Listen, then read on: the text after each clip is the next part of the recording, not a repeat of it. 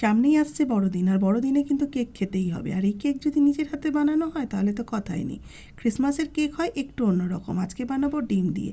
প্রথমে দুটো ডিমকে খুব ভালো করে ফেটিয়ে নিয়ে তার মধ্যে হোয়াইট অয়েল, গুঁড়ো চিনি, একটু ভ্যানিলা এসেন্স দিয়ে ভালো করে ফেটিয়ে নিয়ে একটু চিনিকে একটু ক্যারামেল করে নিলাম।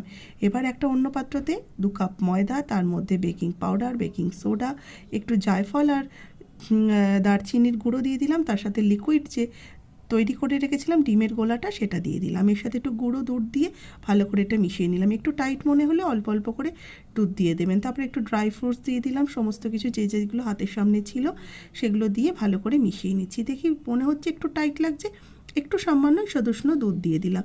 ভালো করে মিশিয়ে নিয়ে একটা কেক টিনের মধ্যে একটু গ্রেস করে নিলাম। এরপর কেকের ব্যাটারটা দিয়ে ওপর থেকে আবার ড্রাই ফ্রুটসগুলো দিয়ে একটু সাজিয়ে নিয়ে 40 মিনিটের জন্য বেক হতে দিলাম। 40 মিনিট পর একটু চেক করে নিয়ে নামিয়ে তারপরে একটু ঠান্ডা হওয়ার পর